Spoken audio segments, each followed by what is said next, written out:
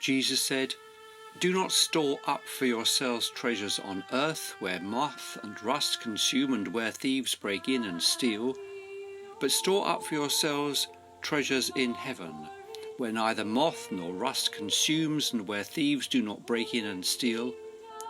For where your treasure is, there your heart will be also." As the lockdown gradually eases, perhaps it is worth reflecting on whether life will ever be the same. Indeed, whether we want it to be the same. Over the last 3 months, we have all been affected. Many will have been working at home, and some will have had to stop working, not always through choice. Some have financial difficulties and health problems. Some have the challenge of keeping youngsters occupied. Some will be sitting at home alone with long hours to fill. And all of us have had our freedom curtailed. What have we missed most? What are you desperate to do when at last you have the freedom to make your choices again, unencumbered by the lockdown rules? Will you book a foreign holiday, jetting off to somewhere away from it all? Will you go in search of a new car, having done all the research in the last few weeks? Will you go to the theatre or opera or your favourite restaurant? Some will do those things, perhaps many will. But I suspect that for most of us, our greatest desire is to be reunited with our loved ones. We will want to kiss and cuddle our children and grandchildren, our parents and our siblings. We will want to celebrate with them and share experiences together.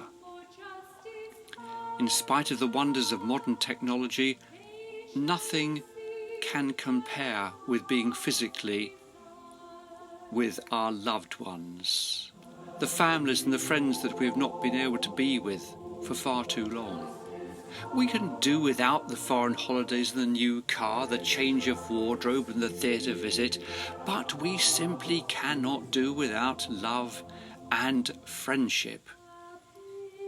Our modern world is in many senses a materialistic society. It encourages us to enjoy ourselves at any price. "You deserve it," says one slogan, and someone will lend you the money to have what we are told we need, different from what we think we need, and without delay. And we all fall for it. We accumulate stuff and at some stage clear out the things we have sadly only used a few times. Are we storing up for ourselves treasure on earth? Is this what Jesus in his Sermon on the Mount was alluding to? Happiness cannot be purchased. Happiness will not endure by spending money. Some of the most contented people we may meet are those with few possessions and with no prospect of indulging themselves. Remember Jesus in the wilderness where he was tempted. The devil offered him the whole world. Whatever he wanted could be his, on the condition he forsook his Father in heaven and worshipped only the devil. Almost unknowingly, but small step by small step, we are encouraged to have what we want at the expense of following the ways of Jesus Christ. During the lockdown, there have been a huge concern for our neighbours. We're talking to people in our road with whom we've barely exchanged a word before. "Are you well? And is there anything we can do to help?" we ask. And sometimes they ask us. In our town, a huge network has been formed to support those in need. Wonderful! This is love in action. This is what Jesus means when he tells us to love our neighbour. As we emerge and life starts its slow return to something approaching normality, let us reflect on where our treasure really is, the things we value most. Let's not forget that the things we realise mean most to us, the love for our loved ones and care for our neighbours, are precisely what Jesus expects us to do.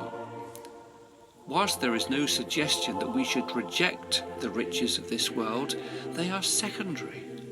Perhaps we need to ponder how we might spend more of our energy and resources on helping those in need, helping other children of our Heavenly Father, and spending a bit less on ourselves.